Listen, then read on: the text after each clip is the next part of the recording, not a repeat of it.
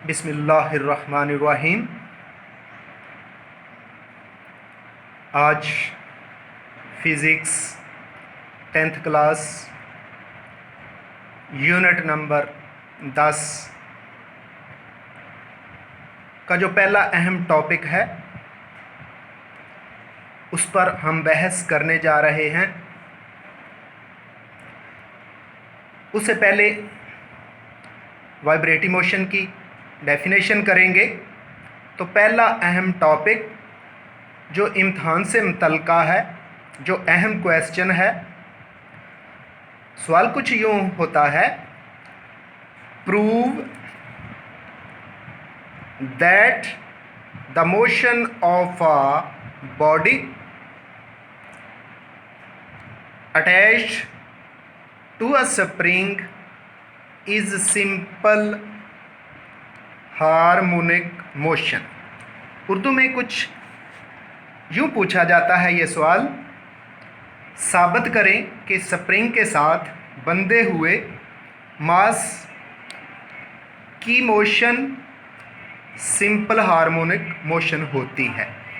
तो इस क्वेश्चन का आंसर देने के लिए हम नीचे इसकी वजाहत करते हैं। सबसे पहले 9th क्लास के अंदर हमने वाइब्रेटरी मोशन के बारे में पढ़ा है। तो इसकी डेफिनेशन की तरफ चलते हैं।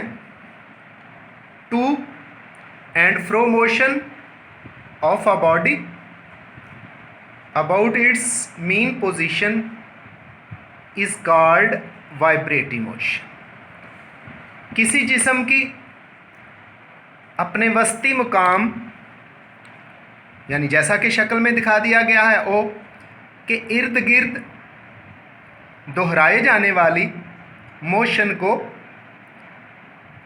वाइब्रेटरी मोशन कहते हैं। तो वाइब्रेटरी मोशन की ही एक टाइप, एक किस्म सिंपल हार्मोनिक मोशन है, जिसको सिंबॉलिकली SHM से लिखा जाता है। तो हम अब एक स्प्रिंग से मुंसलिक बॉडी लेते हैं। उस बॉडी का मास m है, जैसा कि बयान किया गया है। Consider a mass m attached with a spring on a smooth horizontal surface.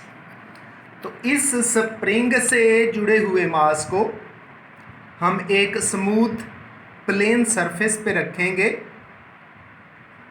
जो कि फ्रिक्शनलेस है। जब हम देखते हैं शुरू में बॉडी की पोजीशन O पर है और इस पर लगने वाली फोर्स 0 है। इसके अंदर फोर्स 0 लगने की वजह से कोई डिस्प्लेसमेंट या कोई मोशन प्रोड्यूस नहीं होती। तो फिगर 2 के अंदर जब हम इस बॉडी पर फोर्स F लगाते हैं तो वो फोर्स इस बॉडी में पॉइंट O से A तक डिस्प्लेसमेंट X प्रोड्यूस कर देती है। जब इस बॉडी को छोड़ देते हैं, रिलीज़ कर देते हैं, तो ये मीन पोजीशन O की तरफ आती है। पॉइंट O से A की तरफ बॉडी को मूव करने के लिए जो हमने इस पर फोर्स लगाई थी वो अकॉर्डिंग टू हुक्स लॉ एक equation F is equal to X देती है। हुक्स लॉ के मुताबिक ये अप्लाइड फोर्स डिस्प्लेसमेंट के डायरेक्टली प्रोपोर्शनल होती है। मतलब जितनी फोर्स लगाई जाएगी इलास्टिक लिमिट के अंदर रहते हुए उतना ही डिस्प्लेसमेंट प्रोड्यूस होगा। जब इस फोर्स को रिलीज कर दिया जाता है तो रिएक्शन की वजह से, स्प्रिंग के खिंचाव की वजह से बॉडी ए से ओ की तरफ मूव करती है, लेकिन बॉडी पॉइंट ओ पे नहीं रुकती, स्टॉप नहीं करती। इसकी वजह बॉडी में पैदा होने वाला इनर्शिया है। इनर्शिया की वजह से बॉडी ओ से पॉइंट बी की तरफ मूव कर जाती है। वो फोर्स जो बॉडी को पॉइंट ए से ओ की तरफ लेके आती है, मीन पोजीशन की तरफ लाती है, उस फोर्स को हम रीस्टोरिंग फोर्स कहते हैं। The force that brings the body towards mean position is called restoring force.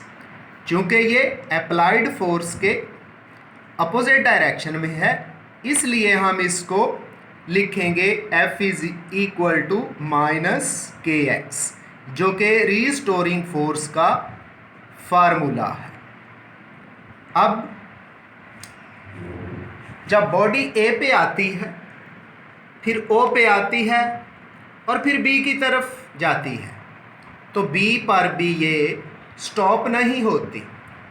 ये दोबारा स्प्रिंग के कंप्रेस हो जाने की वजह से इस पर ओ की तरफ एक फोर्स लगती है और ये ओ की तरफ चली जाती है।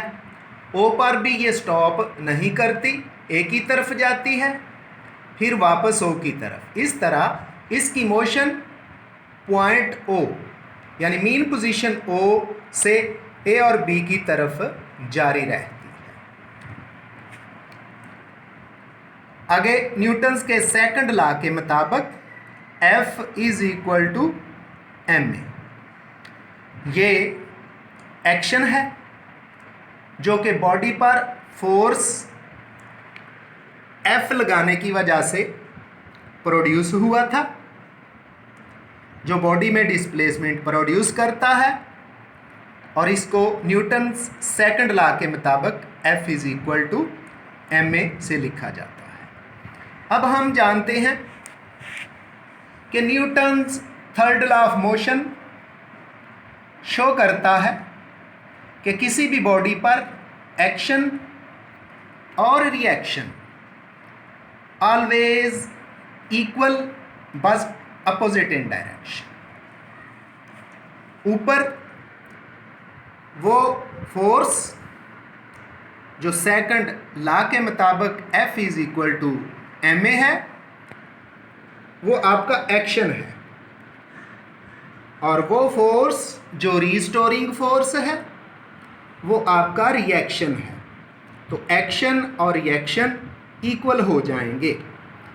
एक्शन हमारा एम ए है और रिएक्शन माइनस के एक्स है। आप इस इक्वेशन पे गौर करें तो यहाँ मास एक्सेलरेशन के साथ मल्टीप्लाई हो रहा है, जो कि इक्वेशन के दूसरी तरफ जाके k को डिवाइड कर देगा। तो इक्वेशन बन जाती है a is equal to minus K over m into X. अब k भी एक कांस्टेंट है, मास भी कांस्टेंट होता है, तो दो कांस्टेंट मिलके भी एक कांस्टेंट देते हैं। तो नीचे इक्वेशन के अंदर हमने लिख दिया a is equal to minus constant into X. जब किसी भी इक्वेशन में कांस्टेंट को ख़त्म किया जाता है तो अपने पीछे वो एक साइन छोड़ के जाता है। दो साइन ख़त्म होते हैं और एक नया साइन आ जाता है। जब इक्वल का साइन और कांस्टेंट को ख़त्म किया जाएगा तो साइन ऑफ प्रोपोर्शनैलिटी आ जाएगा। तो हमारी नया relation a proportional to minus X बनता है, जिसके अंदर a एक्सेलरेशन है और x डिस्प्लेसमेंट है जो बॉडी के अंदर प्रोड्यूस होता है। माइनस का साइन ये शो करता है कि इस की डायरेक्शन मीन पोजीशन यानी ओ की तरफ होगी। तो इस रिलेशन से हम डिराइव करते हैं, हम पॉइंट आउट करते हैं, acceleration is directly proportional to displacement and direction of this acceleration is always towards mean position, which is the, आप इस डेफिनेशन को दोबारा वीडियो में दे सकते हैं। The above relation shows that acceleration is directly proportional to the displacement and is towards the mean position, which is the definition of simple harmonic motion. So we can say that the body attached with the spring is in simple harmonic motion. Thank you. Allah Hafiz.